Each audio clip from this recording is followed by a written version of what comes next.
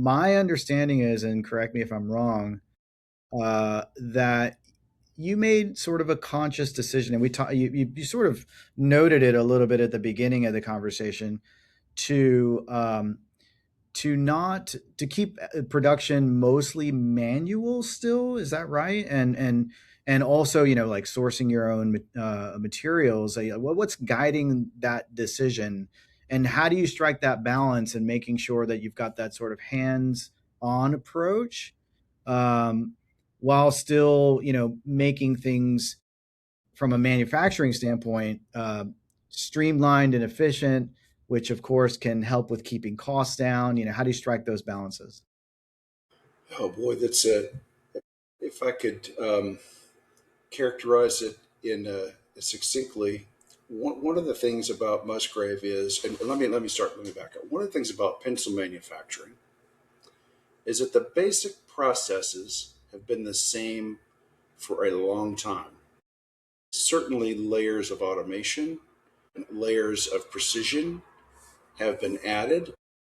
Um, and I got to tell you, Mike, as an engineer who worked in modern healthcare facilities, when I landed at Musgrave, my first instinct was somewhat to turn over the furniture and replace all the equipment, go as modern as possible, et cetera, et cetera. One of the surprising things I discovered was that our um, current technology has advantages to being for flexibility to using different materials and as well as flexing the needs and demands of our clients. So just to break that down a little bit, you can essentially buy a pencil production line where you put slats and cores in on one end and you get pencils out on the other end. And our process is broken up somewhat. Um, we have the ability to surge and break those processes down one by one, and it gives us more flexibility around how much we run, how long we run, what we run, and so forth. Um, so, see, to answer your other question, I think that we have some advantages in being true to the technology that we have as we develop products going forward. I'm always really curious about when I go into manufacturing plants, particularly the ones that seem to be in industries where they're it's fairly niche. Um, when you're coming to uh, adapting an existing machine that helps produce the pencils, it feels like the machinery that's used to actually make these pencils is has to be fairly specific.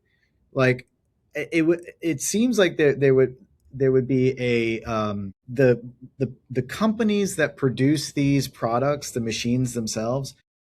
It seems like it would be a fairly tiny product line because there aren't that many pencil companies, right? That would need these products that make them that basically the machines that make them. Am I wrong in that, or is it fairly broad? Is it fairly? Are they prolific? These machines that are made to produce pencils. Um, I'll answer that in two ways. One is they are very purpose built. That's not a technology or a process that's adapted from any other industry. And so it is narrow and specific in terms of form and function. Yeah. But when you take a step back and look at the worldwide market for pencils, Mike, just think about the fact that 3.2 billion wood case pencils are consumed in the United States every year. And let's not fool ourselves. The lion's share of those come from overseas.